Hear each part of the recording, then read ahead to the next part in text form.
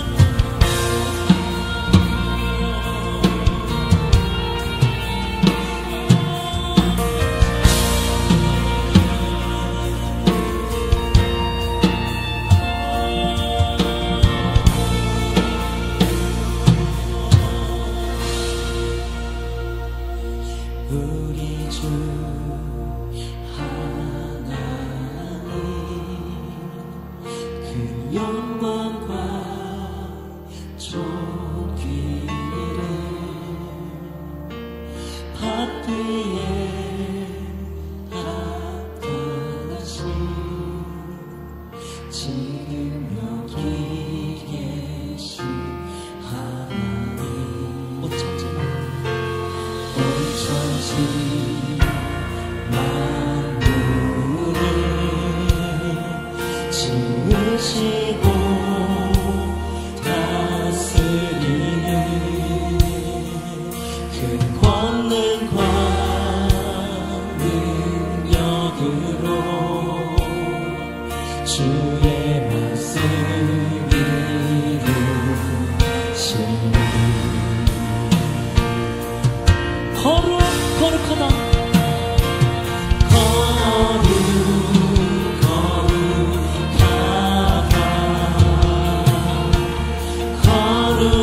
거룩하다 주 하나님 곧 전능하시니요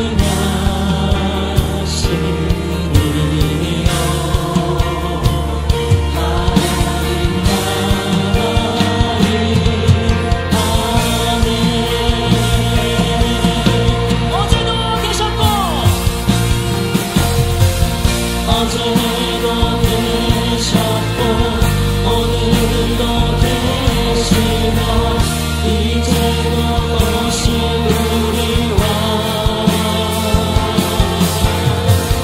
어제도 계셨고 오늘도 계시고 이제도 오신 우리 왕 어제도 계셨고 오늘도 계시고 이제도 오신 우리 왕 어제도 계셨고 오늘도 계시고 이제도 오신 우리 왕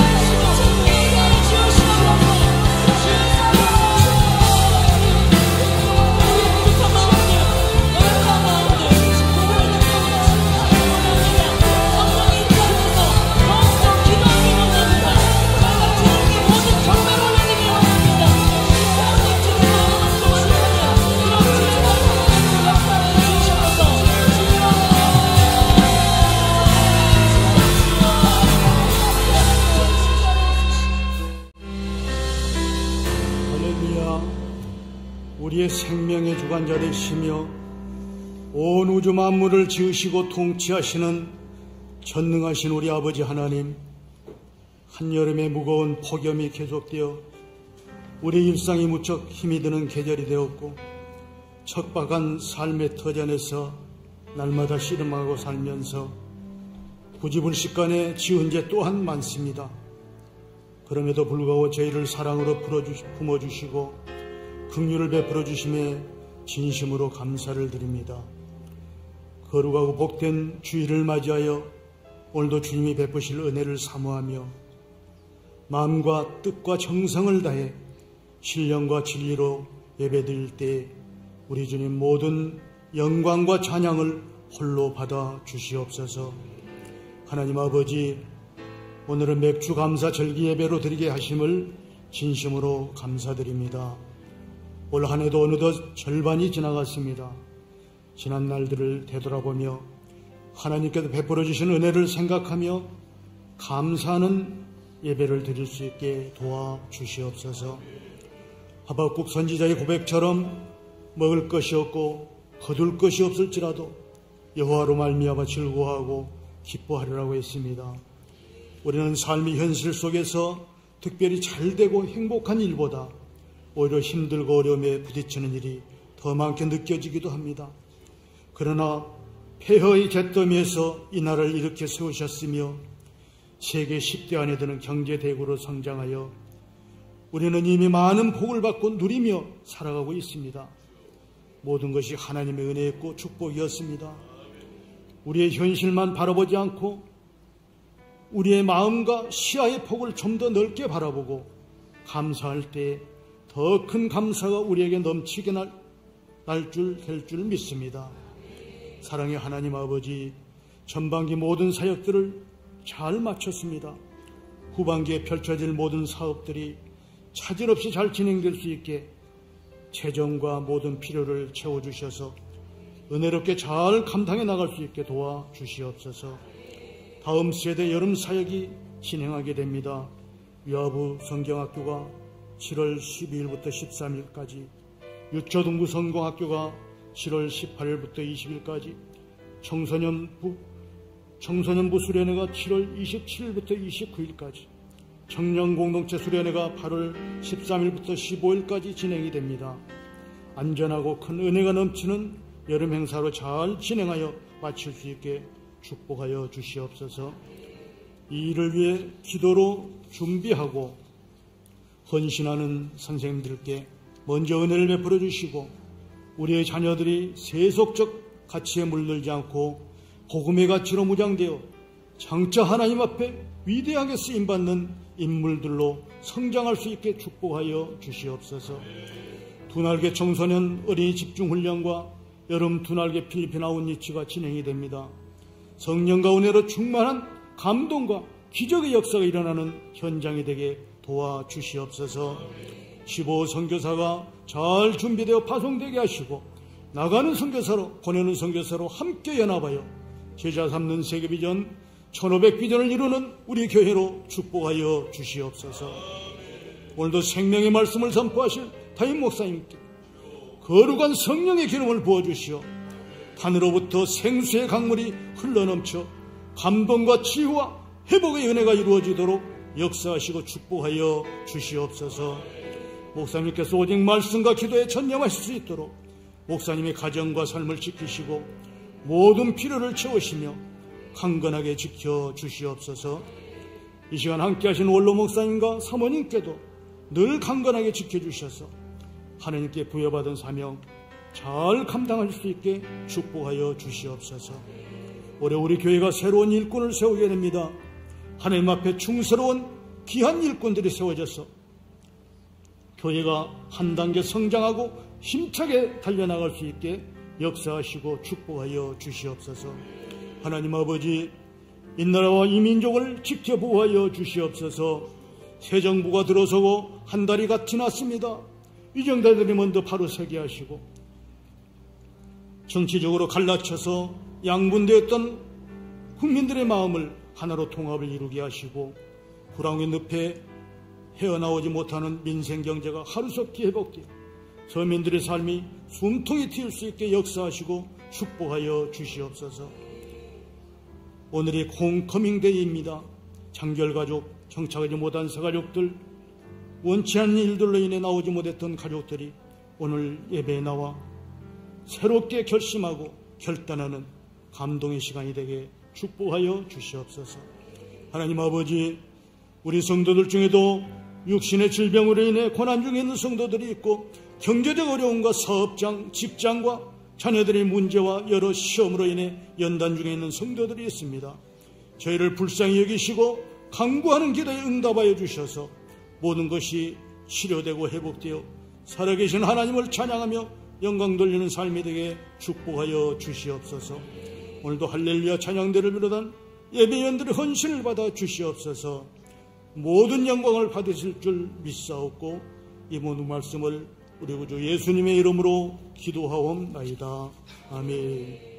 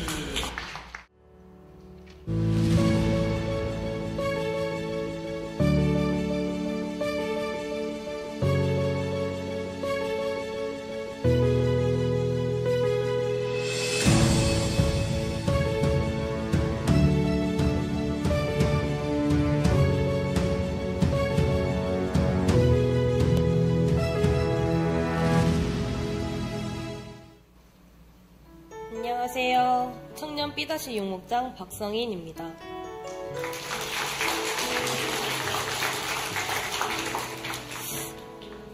저는 모태신앙으로 어려서부터 교회에 다녔지만 초등학생 때 다른 동네로 이사가게 되면서 다니던 교회를 떠나가게 되었습니다.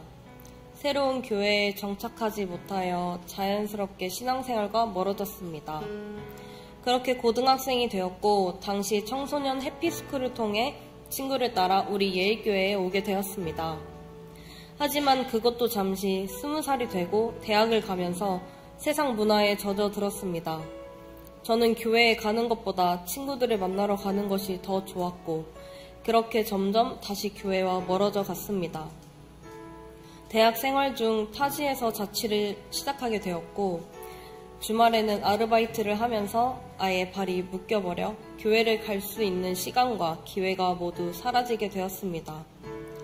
저를 전도했던 친구는 그 지역에 있는 교회라도 나가라고 권했지만 저는 아르바이트를 합당한 핑계로 삼아 교회를 가지 않았습니다. 그럼에도 불구하고 그 당시 저의 목자와 제 친구는 저를 끝까지 포기하지 않고 기회가 될 때마다 또 기회를 만들어서라도 저를 교회에 오게 했습니다. 너의 생일이니까 꼭 교회로 와서 함께하자 라며 부르고, 방학했으니까 같이 놀러가자며 부르고, 크리스마스니까 전야제 공연을 보러 오라며 부르고, 이벤트가 있는 날마다 저를 잊지 않고 교회로 불러주었습니다.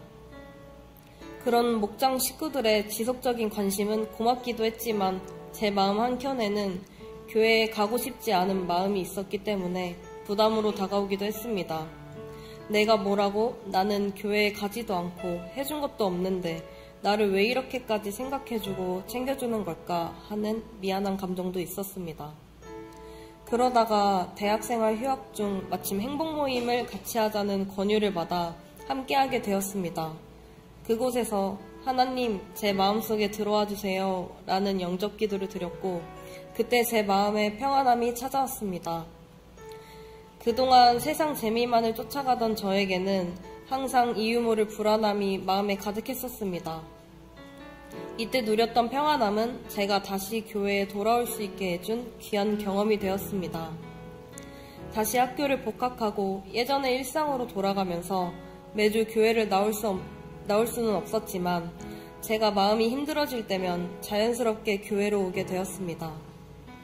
제가 교회를 떠나 있어도 목장 식구들은 저를 잊지 않아 주었고, 졸업 준비로 인해 한창 바쁘고 힘들었을 때에도 저의 졸업쇼에 와서 축하해주기까지 했습니다. 계속해서 저를 생각해주고 챙겨주는 그 마음과 사랑에 저는 큰 감동을 받았습니다. 수년간 방황하던 저를 포기하지 않고 수년간 섬기고 함께해준 목자와 목장 식구들 덕분에 교회로 돌아올 수 있었습니다. 다시 찾아온 교회는 따뜻하게 저를 맞이해 주었고, 예전엔 부담스럽게만 느껴졌던 예배는 어느 날부터 찔림의 은혜가 가득한 설교 말씀으로 또 회개하는 시간이 되었습니다.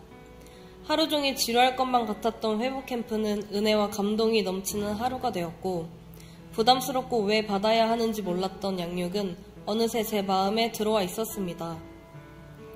술 취함을 즐겼던 저는 양육을 받기 전 그 흥미를 완전히 잃어버렸었는데, 하나님께서 저를 인도해 주신 것을 나중에 알게 되었습니다.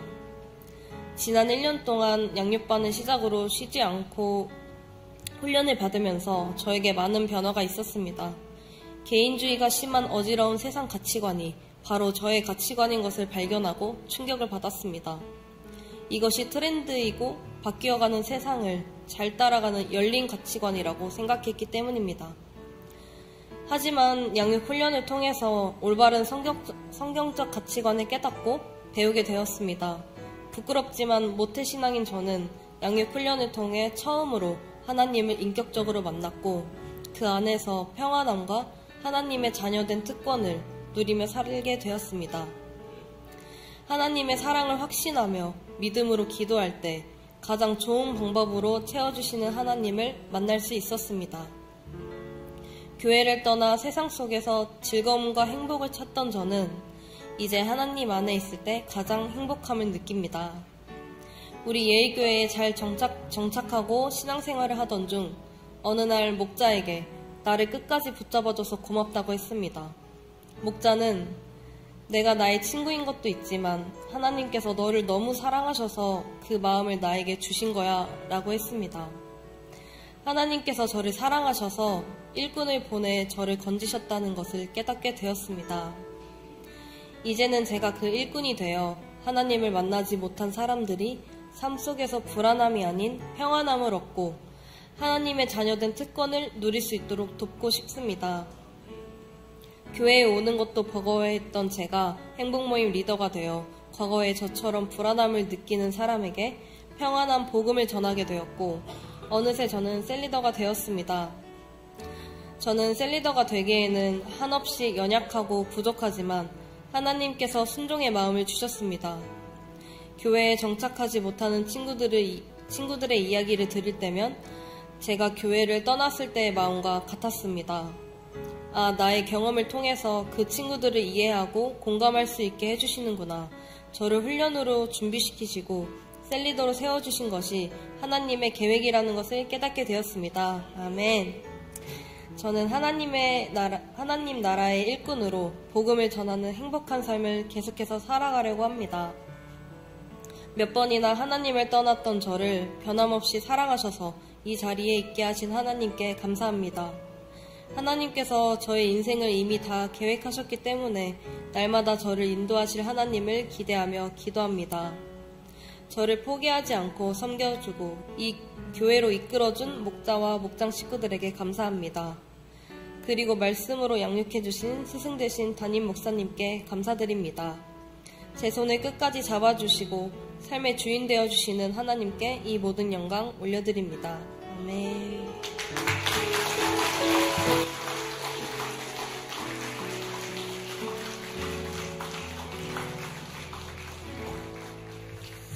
할렐루야. 우리 다시 한번 하나님께 영광 올려드리겠습니다. 할렐루야. 하나님 감사합니다. 너무나도 충격적이고 도전이 되는 귀한 간증입니다. 하나님께서 이 간증대로 더 크게 축복하실 줄로 믿습니다. 자, 우리 하나님 말씀을 같이 보도록 하겠습니다. 오늘 우리가 볼 하나님의 말씀은 요한복음 1장 35절로 42절, 그리고 출애굽기 23장 14절로 16절의 말씀입니다. 우리 먼저는 요한복음 1장 35절부터 말씀을 보도록 하겠습니다. 요한복음 1장 35절로 42절 한 절씩 교도하겠습니다. 또 이튿날 요한이 자기 제자 중 두 사람과 함께 섰다가 두 제자가 그의 말을 듣고 예수를 따르거늘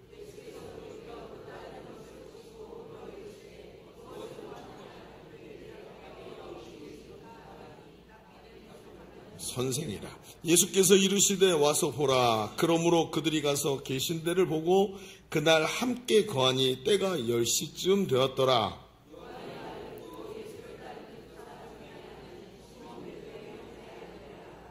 그가 먼저 자기의 형제 시몬을 찾아 말하되 우리가 메시아를 만났다 하고, 메시아는 번역하면 그리스도라. 데리고 예수께로 오니 예수께서 보시고 이르시되 내가 요한의 아들 시몬이니 장차 게바라 하리라 하시니라. 게바는 번역하면 베드로라. 아멘. 자, 우리 출애굽기 23장 14절로 16절을 이번에는 한 절씩 교독하겠습니다. 자, 출애굽기 23장 14절. 너는 매년 3번 내게 절기를 지킬지니라.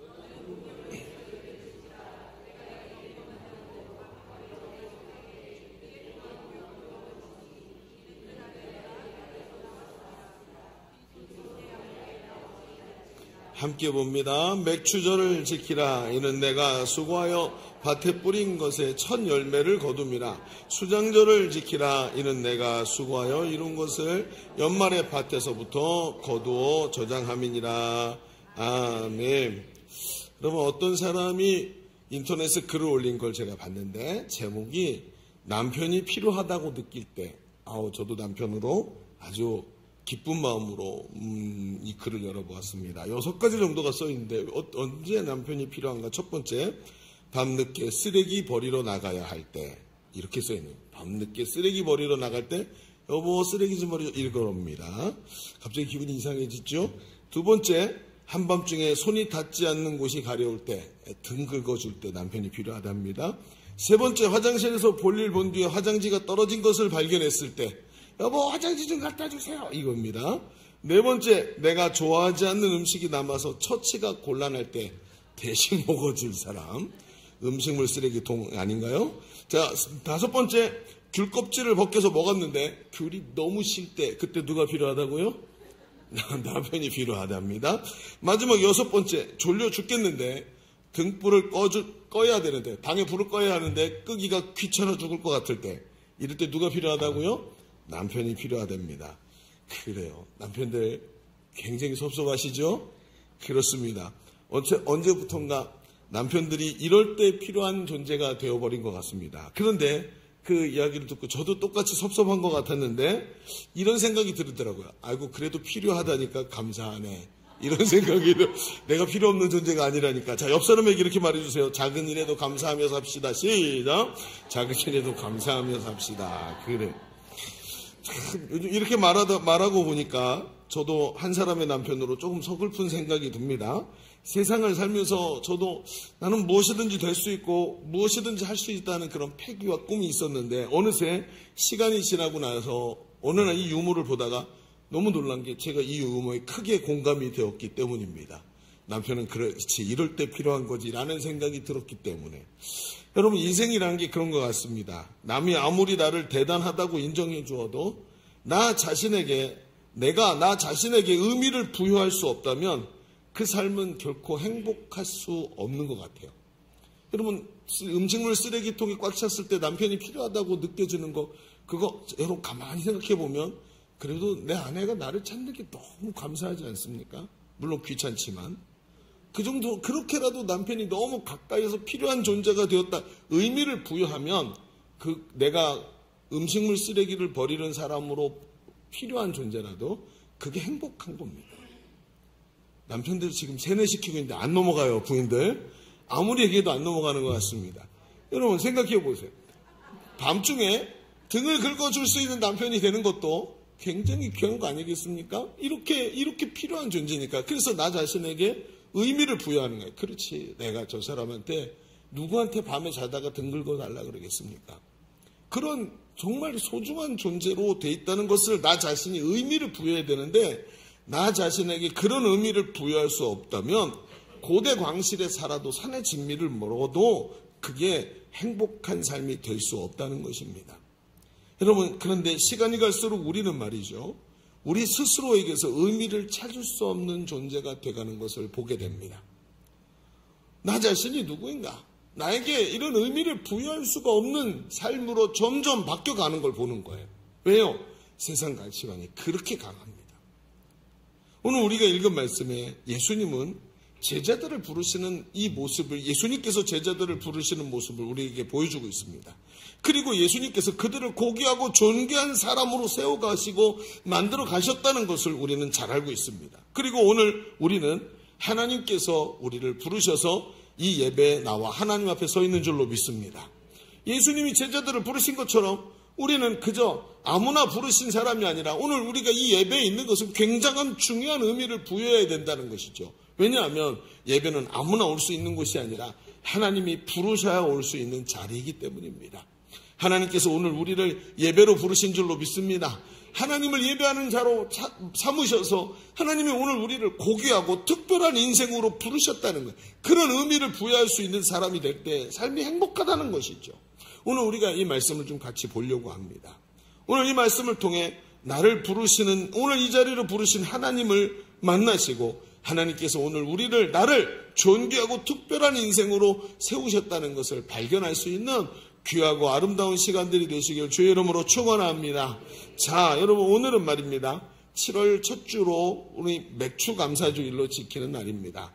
그래서 한 해의 절반을 보내놓고 아직은 대단한 것이 없는 것 같지만 6월까지 한 해가 쫙 지나가고 절반이 지나가고 또 다른 절반이 시작되는 이 시기에 오늘 여기까지 인도하신 하나님 앞에 서는 그런 감사의 절기로 지키시기를 바랍니다. 그리고 또 동시에 오늘은 우리 교회가 러브투게더로 한 달 이상 기도하면서 오늘 드디어 초청하는 홈커밍 데이로 오늘 오랜만에 우리 교회에 오신 분들하고 함께 환영하고 함께 이렇게 예배하는 시간입니다. 오늘 우리 교회에 이렇게 오랜만에 오셔서 함께 일부 예배도 같이 예배하셨는데 오신 분들을 향해 우리 박수로 우리 환영하고 축복하겠습니다. 감사합니다. 오늘 이 말씀을 우리가 들으면서 이 말씀을 통해서 우리를 특별한 존재로 하나님께서 이 홈커밍데이 예배로 부르셨다는 것을 확신하시고 하나님 앞에 은혜를 회복하는 시간들이 되시기를 바랍니다. 우리 주보를 펼쳐서 오늘 주보를 보시면 우리 주보에 오늘 3면에 오늘 말씀의 제목은 이제 특별한 것이 되었습니다 라는 제목으로 두 가지를 볼 텐데 우리 첫 번째는 이렇게 한번 써보시죠. 하나님은 별것 아닌 인생을 부르셨습니다. 다른 말로 하면 특별하지 않은 인생을 부르셨다는 겁니다. 하나님은 별것 아닌 인생을 하나님께서 부르신다는 거예요. 이게 무슨 얘기인가 하는 얘기를 좀 우리 펼쳐가 보겠습니다. 우리 예배당 밖에 계신 분들도 다 들리시나요? 밖에 계시지 말고 들어오세요. 들어오셔야 더 잘 들립니다. 자, 오늘 본문은 예수님께서 제자들을 부르시는 장면을 기록하고 있습니다. 예수님의 제자는 후에 나중에 사도라는 이름으로 불리고 예수님이 승천하신 이후에 예수님이 하셨던 일들을 대신하면서 전 세계를 향해서 하나님께 쓰임받는 특별한 일꾼으로 부름받지요. 그러나 예수님께서 그들을 부르시는 장면을 보면 그 부르시는 장면이 과연 특별한가? 이런 생각이 들어요. 왜 그럴까요? 오늘 우리가 읽은 말씀에 보면 안드레라는 사람이 나옵니다. 근데 이 안드레는 본래 세례 요한의 제자였습니다. 예수님이 아직 이 사람들에게 유명세가 없으실 때 혼자 길을 걸어가는데 그걸 보고 세례 요한이 하나님의 어린 양이다 라고 말을 하는 것을 두 제자가 옆에서 듣고 있게 됩니다. 그런데 그 두 제자를 세례 요한이 예수님께로 보내죠. 그 사람 중에 한 사람이 안드레입니다. 그런데 이 안드레가 예수님을 만나고 예수님을 메시아로 만나게 되죠. 충격을 받습니다. 그리고는 집으로 가서 자기 형 시몬 베드로에게 예수님을 소개합니다. 물론 베드로의 회심은 그 이후에도 쉽지 않습니다. 하나님께서 안드레를 통해 부르셨다고 베드로가 예수님의 제자가 되는 게 아니라 한 두어 번을 거절을 하지요. 그걸 따라갈 것 같다가도 안 가고 따라갈 것 같다가도 안 가고 그러고 버티고 있어요. 그리고 나중에는 예수님이 그 베드로의 배에 올라서 말씀을 전하실 때 충격을 받고 깊은 데 가서 그물을 내려서 고기를 잡는 장면에서 베드로가 회심을 하지요. 자, 그런데 오늘 그건 나중의 일이고 오늘은 안드레가 베드로를 부르는 이 장면을 보게 되는 거예요. 그런데 이 성경을 뒤를 쭉 읽어가잖아요. 그 다음날 또 무슨 일이 일어나냐면 안드레와 베드로 이 형제잖아요. 이 두 형제가 함께 한 동네에 살던 빌립이라는 청년이 있었습니다. 근데 이 빌립이 평소처럼 갈릴리 바다로 고기를 잡으러 가다가 예수님을 만나 부르심을 받게 됩니다. 빌립은 그 예수님을 만나고 예수님의 말씀을 듣고 충격을 받고 자기가 평소 알고 지내던 나다나엘이라는 친구에게 찾아가서 예수님을 소개합니다. 그리고 나다나엘이 예수님의 부르심을 받고 예수님의 제자가 됩니다. 이 장면이 지금 우리가 읽은 말씀에 써 있어요. 이상하죠? 예수님은 분명히 제자들을 특별한 인생으로 부르셨는데 이거 부르시는 장면을 보면 뭐 특별한 게 하나도 없어요. 마치 예수님이 동네 마실을 다니다가 지나가던 개를 일로 와봐라 하고 동네 개 한 마리를 부르는 것처럼 아주 평범하고 별 볼 일 아닌 것처럼 부르시는 거예요. 여러분, 예수님이 제자들을 부르시면서 환상적이고 거절할 수 없는 특별한 능력을 보여주시고 네가 나를 따라라 이렇게 하지 않으시더라는 거예요. 오히려 어떻게 합니까? 너무나도 평범하게 주변에 아름아름 아는 친구들을 통해 제자들을 부르시고 무명한 자가 부르러 치는 것처럼 아주 특별한 거 하나 없이 부르시더라는 거예요. 여러분, 과연 이게 특별한 부르심이 맞습니까? 오늘 우리가 앞에도 제가 말씀드렸잖아요. 여러분, 이 자리에 온 거 아무나 오는 게 아니라고 하나님 부르셔야 온다고. 여러분, 이 이야기가 여러분에게 도전적으로 들리시던가요? 저는 제가 말하면서도 그렇게 안 느껴지는 거예요. 뭐 매주 예배 그냥 오고 싶어서 온 거지 무슨 특별한 부르심이냐고. 여러분, 오늘 성경도 그러더라고요. 얼마 전에 제 아들이 한번 나갔다가 들어오면서 막 흥분해갖고 들어온 거예요. 그래서 너 왜 그러냐 했더니 우와 대박 그러는 거예요. 뭐가 그게 대박이냐 했더니 핸드폰 영상을 보여주는데 사람이 저기서 걸어오는 걸 찍은 거예요. 뭐냐 그랬더니 오늘 백화점에 붙어있는 영화관에 학교에서 같이 갔는데 갔다가 무슨 행사가 있는지 사람들이 모여있길래 거기서 이렇게 봤더니 영화관에서 영화배우인가요? 손예진을 실물 영접했다 그러는 거예요. 이게 무슨 단어인지 모르겠어요. 실물 영접했대요. 예수님을 영접해야지 무슨 손예진을 영접하냐고. 실물 영접을 했다. 그게 봤더니 진짜 손예진이 와서 거기 이제 행사 때문에 백화점에 온 걸 경호원들이 딱 가야 돼서 가는 걸 봤다는 거예요. 근데 뭐라 그러냐면 멀리서부터 자신에게 빛이 걸어오는 것 같았대요. 손예진의 얼굴에서 안광이 확 나면서 막 시내산에서 모세가 율법을 받고 내려올 때 얼굴에 하나님의 빛이 막 있었잖아요. 그것처럼 멀리서부터 얼굴이 빛이 나면서 걸어오더라는 거예요. 그러면서 우와 와 대단하다 그러는 거예요. 제가 조용히 말했어요. 요즘에 피부과 다니면 다 얼굴에서 빛나 이렇게 얘기를 했어요. 그럼 우리가 왜 이런 얘기를 드렸느냐. 요즘 우리가 자주 착각하는 게 있어요. 그게 뭐냐면 특별하다, 대단하다 하는 것에 대해서 그것이 무엇이냐라고 말하는 것에 대해서 우리가 자꾸 착각을 해요. 사람들은 특별한 것을 사람들이 성공적이다라고 말하는 것이 특별하다고 생각해요. 남들의 부러움을 사는 인생이 특별한 거고 많은 연봉을 받는 게 특별한 거고 고급 자동차를 타는 게 특별한 거고 명품으로 치장한 모습, 남들의 칭송을 받는 모습이 특별하다라고 생각을 해요. 여러분 이런 세상이 말하는 특별함으로 보면 나는 어떻죠? 나는 특별하지가 않은 거예요. 지금 이게 오늘 우리가 이 장면을 자꾸 오해하는 이유입니다. 세상 사람들은 이 가치관으로 세상을 보고 자기 자신을 봅니다. 그러니까 이게 특별하지가 않은 거예요. 오늘 예배가 뭐가 특별합니까? 매주 드리는 예배 아닙니까? 물론 우리 강민영 권사님은 딸이 결혼하고 처음으로 이제 예배를 드리니까 특별하지요. 그렇죠? 우리 이제 어제 우리 정말 얼마나 결혼식이 정말 귀하던지요. 너무 좋으셨고 정호영 집사님도 참 세상에 이렇게 멋진 날 처음이었던 것 같습니다. 어제는 머리가 빼곡하시더라고요. 그래서 제가 어제 많이 감동을 받았습니다. 저도 똑같이 그런 종류라. 근데 얼마나 여러분 뭐가 특별해요? 우리는 딸이 결혼하지도 않았잖아요. 뭐가 이 예배가 특별하냔 말입니다. 그러나 하나님은 우리에게 그렇게 말씀하시지 않습니다. 예수님이 제자들을 부르시는 모습은 바로 이러한 메시지죠. 그들은 자기가 스스로 보기에도 어부입니다. 뭐가 특별합니까? 오늘 동네 지나가다가 저 한 사람 만났는데 뭐가 특별하냔 말이에요. 그런데 우리가 이 배경을 좀 봐야 됩니다.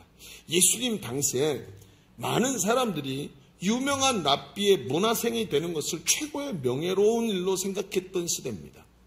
그래서 바울도 자기가 옛날에 육체로 대단한 사람이었다나 그것을 배설물같이 버렸다 할 때 그 중에 하나로 지목한 게 뭡니까? 자기가 육체로 유대인의 위대한 선생인 가말리엘의 문화생이었던 것을 자랑으로 여겼었다고 말하지 않습니까?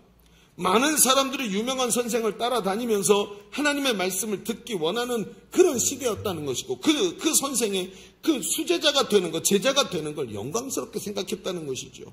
그런데 예수님께서는 어때요? 그렇게 하나님의 말씀을 듣기 원해서 이런 사람들을 쫓아다니는 그런 군중들의 모습을 보시면서 목자 없는 양 같다고 불쌍히 여기지 않으셨습니까? 여러분 오늘 우리가 읽었던 이 부분에서도 마찬가지입니다. 이 안드레도 세례 요한을 따르던 제자였습니다. 그러나 대부분의 예수님의 제자들은 하나같이 별 볼 일 없는 사람이었습니다. 실로 베드로는 어부였고 마태는 사람들이 죄인을 꼽을 때 첫 번째 나오는 세리 그리고 창기 이 둘 중에 하나였던 세리였습니다. 예수님의 제자들이 대부분 이런 사람들이었어요. 여러분 그러니 어떻습니까? 이들은 랍비들의 수제자가 되는 특별한 삶 이미 포기한 지 오래됐어요. 자기가 스스로 자기를 봐도 나는 하나님 앞에서 특별하지 않은 사람이었다는 거예요. 나는 안 돼. 저렇게 특별하고 고귀한 삶을 나는 살 수 없는 존재야. 그리고 포기하고 나니까 하나님이 아무리 특별한 부르심을 주셔도 그게 받아들여지지가 않는 거예요. 여러분 혹시 이게 우리의 모습 아닙니까? 여기가 그냥 지하에 있는 조그만 예배당이라고 생각할지 모르지만 이 자리에 거룩하신 하나님이 임재해 계시는 줄로 믿습니다. 저는 오늘 찬양이 얼마나 감동이 되는지요. 찬양 가사 하나하나가 살아서 움직이는 것 같고 여기 하나님의 임재가 가득한 이곳에 여기 와 있다는 게 너무나도 영광스럽고 자랑스럽게 여기지지 않습니까? 이게 예배라는 말입니다. 이 하나님 앞에 부르심 받아서 여기 서 있는 이게 바로 하나님 앞에 부름받는 특별한 주님의 사람의 모습 아닙니까? 우리는 때로 스스로 자기 비하에 빠져 있는 것을 봅니다. 그리고 하나님이 나를 특별하다고 하셨는데 그걸 모르는 거예요.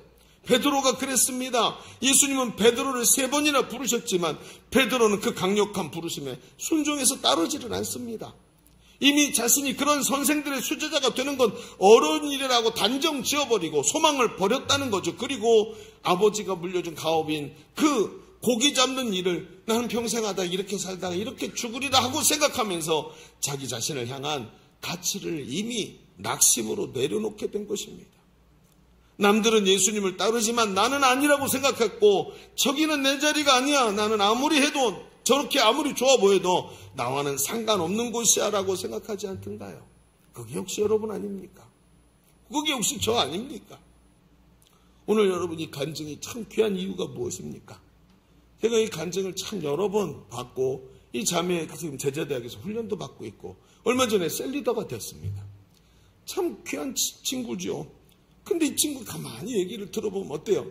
자기 자신이 모태신앙으로 태어나서 어려서부터 신앙생활을 했는데 어느 날부터인가 세상 가치관에 탁 물들고 나니까 자기가 별걸 아닌 거예요. 하나님 앞에 존귀하고 특별한 사람인 걸 잊어버립니다. 그리고 어떻게 해요? 세상 정욕을 따라서 살아갑니다. 세상은 대단한 것 같고 친구들은 나를 반겨주는 것 같은데 교회는 싫었단 말이죠. 그런데 언제 변화가 일어나기 시작했다고요? 여러분, 그 모태신앙이었던 사람도 행복모임에서 복음을 듣고 예수님을 영접하는 순간, 손예진을 영접하는 게 아니고 예수님을 실물 영접하는 거예요. 주 예수님, 지금 내 마음에 들어와 주십시오. 할렐루야! 이 한마디가 가슴에 와서 팍 닿기 시작하더니 그때부터 변화가 일어났다고 하지 않습니까? 그리고는 우리 교회에서, 여러분 제가 지금도 기억하기, 제 기억으로는 이렇게 빨리 셀리더가 된 사람이 없었어요. 이렇게 빠르게 훈련이 되고 이렇게 빨리 변화가 일어나고 이렇게 빨리 셀리더가 된 사람이 없었다고요. 제가 그래서 셀리더로 세우면서도 이거 좀 다시 점검해 봐야 되지 않나, 이 사람, 이 친구 하고 생각을 했는데 간증을 들으면서 그 생각이 바뀐 거예요. 이렇게 하나님 앞에서 자신이 특별한 사람이라는 것을 깨닫고 하나님의 능력으로 살아가는 사람이 되지 않습니까? 여러분, 예수님은 안드레를 통해 예수님 앞에 온 요한의 아들 시몬을 보셨습니다. 여러분, 요한의 아들 시몬에게 예수님이 뭐예요? 별명을 지어주세요. 그 별명이 뭡니까? 여러분, 그 별명 오늘 성경에 보니까 게바라 그랬습니다.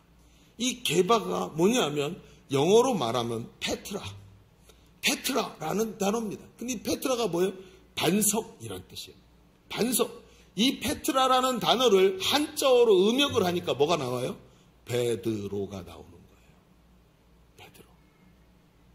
여러분, 오늘 예수님은 이 어리석고 연약하고 다혈질이고 사람들 앞에 나서기를 좋아하지만 반대로 허술해서 너무나도 잘 무너지고 이런 부족한 이 시몬을 반석이라고 이름을 붙여주셨어요. 이 말이 어울립니까? 아닙니다. 어울리지 않습니다. 그러나 예수님은 그의 미래를 보셨습니다.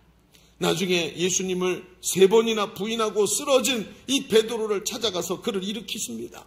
그를 회복시키십니다. 요한의 아들 시몬아, 네가 나를 더 사랑하느냐라고 물어보시고는 예수님이 베드로에게 이렇게 말합니다. 얘야, 너를 돌이킨 후에 그 다음에 네 형제를 굳게 하라. 네 형제를 반석처럼 굳세게 하라. 베드로의 예수님이 처음 베드로를 만났을 때 지어준 별명이 뭐라고요? 반석이라고요. 예수님은 처음부터 베드로를 향한 계획을, 특별한 계획을 가지고 베드로를 부르신 줄로 믿습니다. 그래서 오늘 우리가 여기 있는 거예요. 우리는 우리 자신을 세상 가치관으로 봅니다. 무슨 남들처럼 재벌집 아들도 아니고 여러분 대단한 미모를 갖춘 것도 아니고 세상 사람들이 흠모하고 한만한 아무것도 없지만 하나님께서 오늘 우리를 이 자리를 부르신 것은 하나님이 여러분을 하나님 앞에 특별하고 아름다운 존재로 부르신 줄로 믿습니다. 그래서 여기 올 수 있었다는 거예요. 여기 온 것은 우연히 온 것이 아니라 하나님께서 우리 삶을 특별한 삶으로 부르셨다는 것을 기억하시기를 바랍니다. 세상이 주는 자기 피하에 빠져서 쓰러져 있어서는 안 되는 것입니다. 오늘 당신을 부르고 계시는 예수님께 반응하여 특별한 인생으로 살아가는 귀한 성도의 삶이 되시길 주의 이름으로 축원합니다. 자, 우리 첫 번째 좀 정리해 봅시다. 우린 지금까지 우리를 특별한 인생으로 부르시는 주님의 부르심에 대해 이야기를 나눴습니다. 그렇습니다. 예수님은 별것 아닌 인생을 택하셔서 예수님의 제자로, 위대한 일꾼으로, 반석으로 하나님께서 부르신 줄로 믿습니다. 그 부르심에 응답한 사람은 누구나 하나님의 은혜와 능력을 체험하게 되는 것입니다. 여러분, 그런데 우리가 이런 우리의 인생을 특별하게 부르셨다니까 어때요? 참 감사하죠. 이런 생각이 들어요. 목사님, 인생을 특별하게 보신다니까, 제 인생을 그렇게 보신다니까 감사하기는 하네요. 그런데 그런다고 내 인생이 변하는 건 별로 없을 것 같아요. 그런다고 뭐 대단한 변화가 일어나겠습니까? 여러분, 이게 참 우리에게 중요한 부분입니다. 이 어려운 부분이고, 이 부분에 대답하지 않으면 오늘 말씀을 듣고는 집에 갈 때 싹 잊혀지게 됩니다. 그럼 무슨 얘기일까요? 그러면 우리가 얘기를 조금만 더 펼쳐가 보죠. 두 번째, 우리 주보를 펼쳐셔서 두 번째에다 이렇게 한번 써보세요. 하나님의 부르심은 특별한 우리의 인생을, 그렇죠? 하나님 우리를 특별하게 부르셨다 그랬죠? 특별한 우리의 인생을 감사하게 만드세요. 감사로 채워가게 만드신다는 거예요. 이 무슨 얘기냐? 어려운 얘기 같죠? 한번 우리가 조금 펼쳐가 봅시다. 이제 우리는 두 번째 본문으로 가야 됩니다. 이 본문 두 가지가 완전히 동떨어져 있는 얘기인데 어떻게 이 얘기가 두 가지가 함께 우리 볼 수 있을까? 한번 얘기를 펼쳐가 보죠. 하나님은 이스라엘 백성에게 3대 절기를 주셨습니다. 그래서 이 절기를 꼭 지키게 하는 거죠. 이 절기들은 이스라엘에게 아주 중요한 뼈대가 되는 이 중요한 절기입니다. 근데 오늘 우리가 두 번째로 본 말씀에 나오는 이 맥추절은 무교절, 수장절과 함께 이스라엘의 3대 절기라 그랬죠. 무교절이 뭡니까? 무교병을 먹는 것, 즉 유월절과 관계된 겁니다. 그래서 유월절과 초실절은 이 무교절과 관계돼서 이 아주 가깝게 날짜도 붙어 있어요. 그런데 이 무교절, 유월절과 초실절을 지나서 7주가 지난 날이에요. 그러면 7주가 지났으니까 며칠이죠? 일주일이 7일이죠. 그게 7번 지났어요. 그럼 며칠입니까? 7, 7에 49. 두 부분만 아시는군요. 9구단을 외자 꼭 해야 됩니까? 자, 9구단을 외자 7, 7에 49입니다. 거기에다 하루를 더하면 50일이죠. 그래서 오순절이라고 부르기도 합니다. 여기서 많이 들어봤죠? 성령이 강림하셨던 날이 오순절이에요. 그래서 신약과 구약을 쫙 붙여보면요, 예수님의 날심과 예수님의 사역과 이런 절기들이 딱 붙어 있는 것을 보게 됩니다. 나중에 한번 또 우리 절기와 복음에 대해서 한번 같이 붙여서 얘기를 좀 같이 나눠보죠. 그래도 오늘은 우리가 이 얘기를 좀 해봅시다. 그 중에 6월절 지나고 50일이 지난 77절 또는 오순절이라 그러는데, 그리고 지나고 나서 맥추절이 옵니다. 그런데 이 맥추절은 뭐냐면, 우리는 맥추 그래서 보리를 추수하고 드린 그게 아니고요. 그거는 한자어로 번역하면서 이렇게 된 거고요. 그 맥추절에 뭘 추수하냐 하면 밀을 추수합니다. 밀. 그러니까 밀 추수가 시작이 되죠. 지금 여러분 여러 번 말씀드렸습니다만 이 가나안 땅에는 추수의 기간이 길다 그랬죠. 그래서 초실절에 첫 추수가 일어나서 이 수장절까지 추수가 길게 일어나는데, 그 중에 맥추절은 뭐냐면 밀 추수가 딱 시작되는 것이 바로 이 맥추절입니다. 그래서 맥추절은 추수가 다 끝난 후에 풍성한 것을 가지고 드리는 감사의 절기가 아니라, 밀의 추수를 첫 열매를 딱 거뒀으니 밀이 많이 있지 않았겠죠? 익은 것 중에 얼마를 모아가지고 첫 열매로 하나님께 제사를 드리는 게 이게 맥추 감사절입니다. 그런데 이 맥추절에 감사를 할 때 레위기 23장 17절에 보면 이런 기록이 있어요. 뭐라 그러냐면, 너희 초소에서 고운 가루로 만든 떡 2개를 가져다가 요제로 여호와께 드려라. 이게 뭐예요? 맥추절 때 드리는 예물이에요. 그러면 뭘 갖고 오래요? 떡 2개 갖고 오래요. 떡 2개면 한 사람의 한 끼 양도 안 돼요. 그렇죠? 여러분, 그 떡 얇게 붙여놓은 떡 하나 가지고 인도 같은 데 가서 그거 란 먹어보잖아요? 하나 갖고 배도 차지도 않아요. 한 4개는 먹어야 돼요. 근데 떡 2개 갖고 오래요. 그러면 한 끼 식사도 안 돼요. 왜 그랬을까요? 여러분, 이게 뭐냐면 수확이 적다라는 의미예요. 그래서 이것만 갖고 오라 하신 거예요. 밀 수확 시점에 풍성한 감사가 아니라 이제 막 수확을 시작하면서 드리는 신앙의 고백. 즉, 하나님, 앞으로의 수확도 주님께 달려 있습니다. 하나님이 주인이십니다. 하나님이 주셔야 먹고 삽니다. 이걸 인정하는 거예요. 마치 광야에서 만나를 먹으면서 매일같이 거두면서 하나님이 주셔야 우리가 삽니다 라고 했던 그것을 똑같이 하게 만드십니다. 그러면 이것은 하나님이 주신 것이 많아 너무 감사하다 이게 아니라, 믿음으로 아무것도 없지만 정말 적은 것을 손에 쥐었지만 하나님 풍성히 주실 줄로 믿습니다 하고 드리는 거라는 거예요. 이건 정말 쉬운 얘기가 아닙니다. 아직 눈에 보이는 것도 없고 손에 잡히는 것도 없는데 마치 다 이루고 수확한 것처럼 하나님께 감사를 올려드리라는 거예요. 여러분, 사과 장사가 있는데 오늘 하루 한 약가를 다 팔아야 됩니다. 그런데 아침에 이거 다 사갖고 와서 팔아야 되는데 못 팔게 됐어요. 못 팔지도 몰라요. 그런데 아침에 첫 손님에게 사과 한두 개를 팔고 이걸 가지고 하나님 감사합니다. 이거 오늘 다 파게 될 줄로 믿습니다. 여러분, 안 팔리면 이거 다 버려야 돼. 썩어요. 여러분이라. 어떻게 합니까? 근데 그걸 다 팔았다라는 마음으로, 그리고 풍성한 마음으로 하나님께 이 감사를 다 올려드리는 거예요. 이게 쉽단 말이에요. 오죽하면 떡 2개만 갖고 오라고 하셨을까요? 여러분, 우리는 오늘 이 맥주 감사절의 의미를 여기서 멈추면 안 돼요. 하나 더 들어가서 이 담긴 의미를 보십시다. 절기는 말입니다, 매해 지키게 하신 겁니다. 추석 돌아오듯이 계속 매해마다 절기를 지켜요. 이 의미가 뭘까요? 이것은 이 절기의 의미를 잊혀지지 않게 하시려고 기념하게 하신 거예요. 뭘 기념합니까? 여러분, 하나님께서 아브라함과 이삭과 야곱에게 약속하신 대로 이 가나안 땅을 내가 너와 내 자손에게 주리라 하면서 하나님께서 약속하셨습니다. 그런데 이 땅을 지금 우리가 얻었어요. 우리는 얼마 전까지만 해도 애굽에서 종살이하고 있었고, 우리는 얼마 전까지만 해도 광야를 유랑하는 민족이었는데 이 땅을 우리가 차지하게 만들어 주셨고, 진짜 이 땅에다가 씨를 뿌려서 내가 농사 지은 것을 가지고 얻게 만드셨어요. 여러분, 내 인생이 내 것입니까? 하나님께서 이걸 만들어 주셨어요. 하나님께서 우리를 이렇게 만들어 주셨구나. 우리 조상에게 약속하신 대로 하나님이 우리를 얼마 전만 해도 노예였던 우리를 이렇게 땅 주인이 되어서 수확을 거두게 만드시는 약속을 이루시는 분이구나. 이게 이 맥주절에 반복해서 나오는 메시지입니다. 여러분, 인생이 뭡니까? 인생이 내 겁니까? 내 인생이 내 것이라 생각합니까? 아닙니다. 하나님께서 아들 예수 그리스도의 피로 값을 치르고 우리를 죄에서 사셔서 죄와 사망에서 지옥에서 건져서 하나님 백성 되게 만들어 주신 줄로 믿습니다. 내 것이 아니라 하나님의 것입니다. 이것을 인정하라는 거예요. 그래서 적은 수확이 아니라 적은 수확을 가져도 이걸 빈손으로 오지 말라는 뜻은 반드시 헌금해라 이런 뜻이 아니라 이거 네 인생 전체를 하나님이 지금도 인도하고 계신다는 것을 믿으라는 거예요.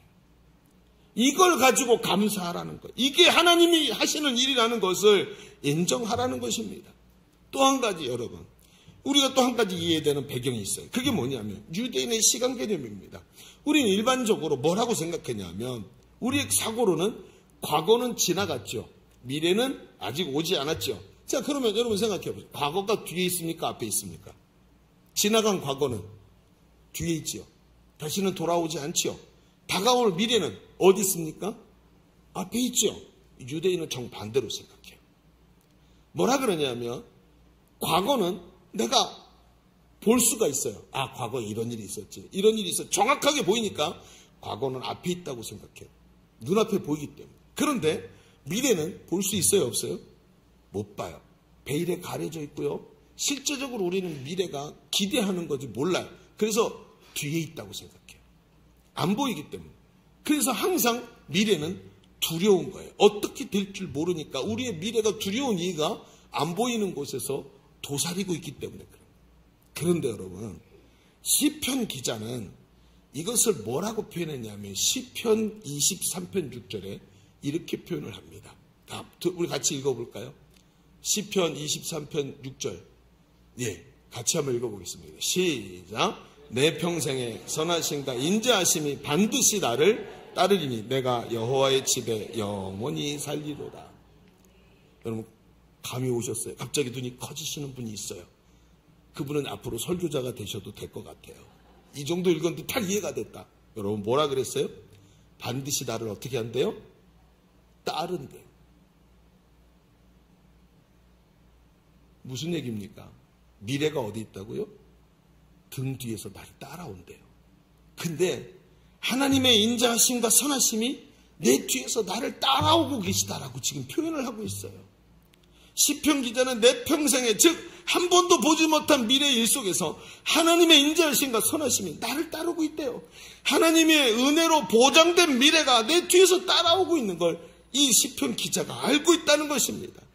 여러분, 여기까지 인도하신 하나님을 보니까 내가 과거에 여기까지 인도하신 하나님의 은혜로 여기까지 도착한 게 보이는 거예요. 만나로 인도하셨고 여리고성을 무너뜨리시고 홍해를 가르시고 날마다 인도하신 하나님을 바라보니까 나는 아직은 보이지 않지만 내 미래에 하나님의 선하심과 인자하심이 나와 함께 하실 것을 나는 확신합니다. 할렐루야. 이겁니다.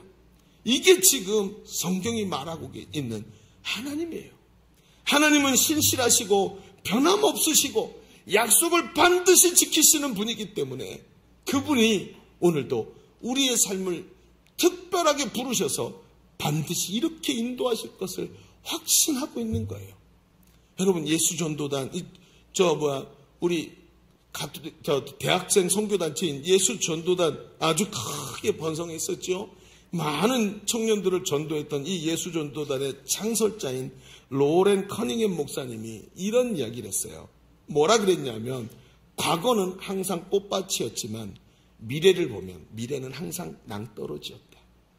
왜요? 왜 과거가 꽃밭이었죠? 하나님이 인도하셨기 때문입니다. 보여요. 돌이켜놓고 딱 보면 여기까지 온 게 하나님이 하신 거구나. 그때 기도를 하나님이 여기서 응답하셨구나. 내가 생각한 것보다 더 좋은 것으로 하셨구나. 과거가 꽃밭이라는 게 보여요. 그런데 미래는 어때요? 항상 낭떠러지 같고 어디로 가야 될지 모르겠는 거예요. 여러분, 하나님께서 보장하시는 미래는 과거를 보면 알 수 있습니다. 지금까지 하나님이 신실하게 약속대로 나를 여기까지 인도하신 줄로 믿으시면 아멘 하십시다. 그렇다면 우리의 미래는 변함없으신 하나님이 반드시 약속대로 하실 줄로 믿습니다. 이게 뭐예요? 이게 바로 맥추절의 감사가 딱 요겁니다. 딱 요거. 그래서 우리는 맥추절을 관통해서 미래를 봅니다.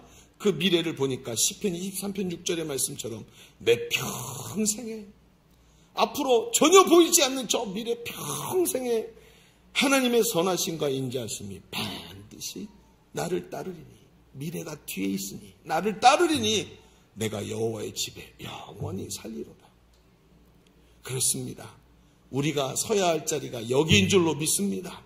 두려움이 아니라 주님과 함께 서야 하는 것입니다. 하나님이 나를 특별한 인생으로 부르셨고, 그리고 지금도 그 선하심과 인자하심으로 우리를 인도하고 계시는 줄로 믿습니다. 그래서 두렵지 않은 거예요. 오늘 여러분, 여기 초청받고 오신 분들, 우리 예일교회 오신 지 얼마 되지 않으신 분들, 걱정하지 마십시오. 아직도 마음에 여러 가지 염려와 어려움이 있다 할지라도 하나님이 여러분을 특별하게 부르신 줄로 믿으시기를 바랍니다. 오늘 간증했던 이 청년 자매의 이 이야기, 정말 마치 인생을 다 살아본 사람처럼 담백하고 확신 있게 말하는 이 한마디 한마디들이 너무나도 충격적이지 않습니까? 너무나도 확신에 차서 앞으로도 나는 주님을 위해 살겠습니다.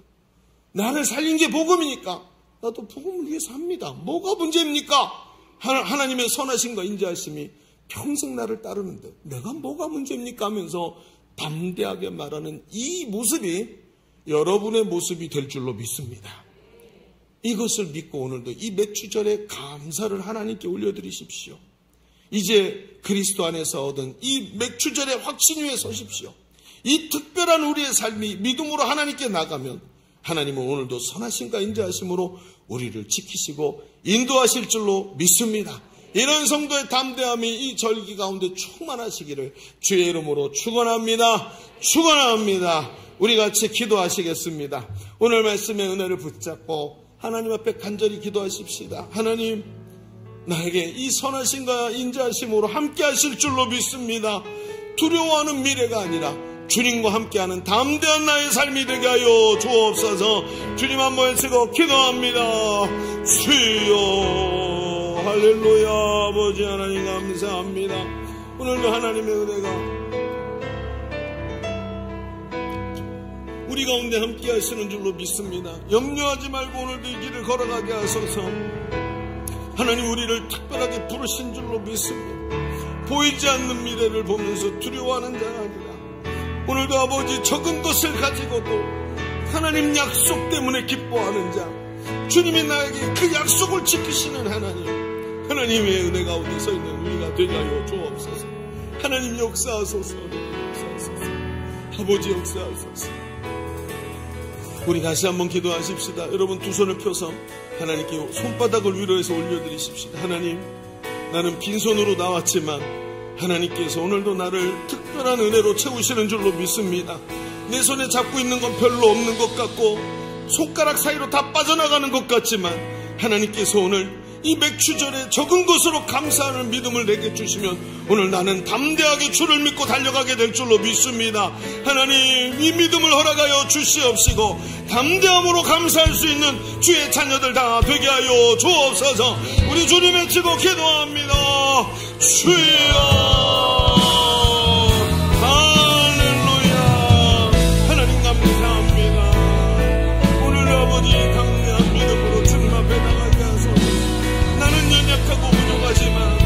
나를 채우시고 힘있게 하시는 주님이 나와 함께 하시는 줄로 믿습니다. 오늘도 아버지 하나님, 나는 연약하지만 하나님은 강하신 줄로 믿습니다. 이 빈손을 하나님 채우실 줄로 믿습니다. 오늘도 믿고 의지하기에 이 맥추절의 감사를 주님께 올려드리게 되는 줄로 믿습니다. 별 볼일 없는 인생을 특별한 인생으로 불러주시니 감사합니다. 나를 특별하게 불러주시니 감사합니다. 하나님, 아무나 올 수 없는 이 자리에 하나님 부르셔서 믿음을 주시고 담대함으로 하나님 앞에 나가게 해서오니 이 기쁨으로 하나님 앞에 예배하고 이 기쁨으로 찬양하는 우리 삶이 되도록 하나님 역사하시고 인도하여 주옵소서. 성령 하나님 기름 부으소서. 나와 함께 하시는 주님을 찬양합니다. 주님을 찬미합니다. 하나님 역사하여 주옵소서. 하나님, 특별하지 않은 것 같은 내 인생을 반석이라 부르시면서 특별하게 불러주시니 감사합니다. 무엇으로 확신하냐 묻는다면 맥추절의 신앙으로 확신한다고 말하게 하여 주옵소서. 오늘도 나를 인도하시는 주님이 나와 함께 하시기에 저 십자가에서 생명까지 다 버리시면서 나를 붙잡으셨기에 나도 생명 걸고 주님을 붙잡고 오늘도 이 땅을 승리하며 살아가는 성도의 삶이 되게 하여 주옵소서. 예수님의 이름으로 기도하옵나이다. 아멘. 우리 하나님께 감사와 영광을 올려드립니다. 할렐루야. 우리 양옆으로 인사하십시다. 잘 되고 있습니다. 기도하면 더 잘 됩니다. 시작. 잘 되고 있습니다. 기도하면 더 잘 됩니다. 아멘. 자, 우리 이 시간 준비하신 우리 맥주 감사의 예물을 우리 하나님께 올려드리겠습니다. 찬송하십시다.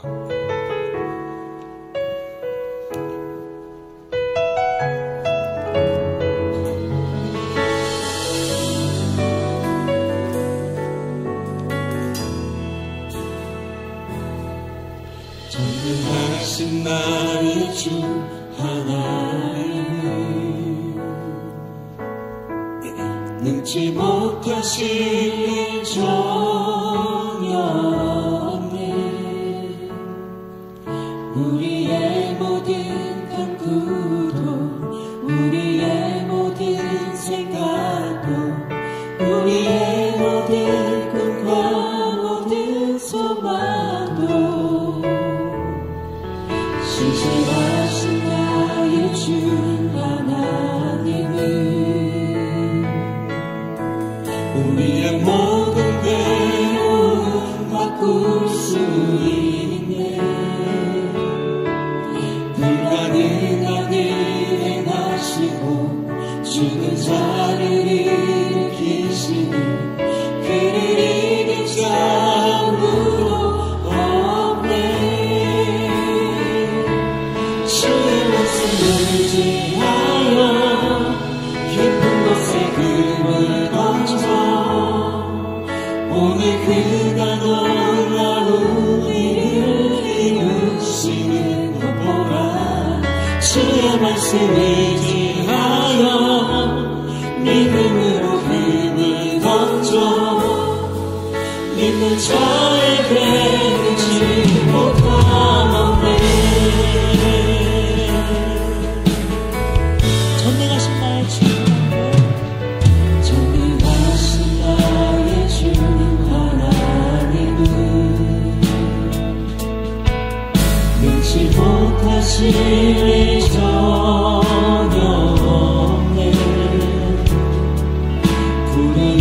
모든 가꾸고 우리의 모든 생각도 우리의 모든 꿈과 모든 소망도 신실하신 나의 주 하나님은 우리의 모든 괴로움 바꿀 수 있네. 불가능한 일을 행하시고 죽은 자를 일으키시니 그에게 아무도 없네. 주의 말씀을 의지하여 깊은 곳에 금을 던져 오늘 그가 놀라운 일을 이루시는 것 보라.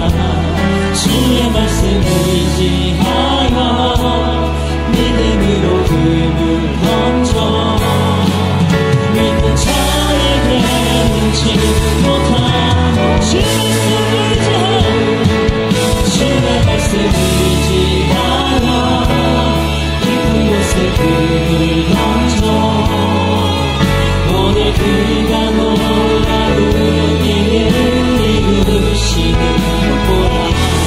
주의 말씀을 의지하여 믿음으로 금을 던져 믿는 자에게 눈치 못하고 믿는 자에게는 눈치 못하고 없음을 믿습니다. 믿는 자에게 눈치 못하네. 아멘. 전능하시죠 예수님 감사합니다. 박수. 아멘, 아멘. 오늘 드려진 예물을 위해서 우리 하나님께 기도하겠습니다. 걸어가시고 은혜로우신 하나님 감사합니다. 너무나도 귀하고 아름다운 귀한 감사의 절기를 맞아서 비록 손에 잡히는 것도 없고 눈에 보이는 것도 없지만 하나님이 나를 특별하게 부르셨다는 그거 하나 믿음으로 붙잡고 하나님 앞에서 감사할 수 있는 믿음의 절기가 되게 하여 주옵소서. 오늘 우리 귀하게도 이렇게 홈커밍 데이로 많은 우리 성도들이 함께 예배할 수 있도록 은혜 주시니 감사합니다. 하나님, 주님께서 부르셨으니 이제부터 특별한 삶으로 삼으셔서 하나님이 주시는 복과 은혜가 넘치게 하여 주옵소서. 2025년 우리 봄사역을 오늘로 이렇게 잘 마감하게 하시니 감사합니다. 2025년 이 봄사역을 통해서 얼마나 많은 영혼들이 주님을 만나고 복음의 충격을 받고 하나님 나라가 춤을 췄는지 우리가 알게 하여 주시옵시고 그 기쁨과 뿌듯함 가지고 하나님 앞에 감사합니다 하고 마무리할 수 있는 귀한 우리 교회와 사역자들 되게 하여 주옵소서. 애쓰고 수고한 주의 일꾼들 위해 축복하시고 그 가정과 기업이 복을 받게 하여 주옵소서. 하나님, 이 땅에서 주의 나라가 세워지는 것을 보며 가장 기뻐할 수 있는 주의 사람들 되게 하여 주옵소서.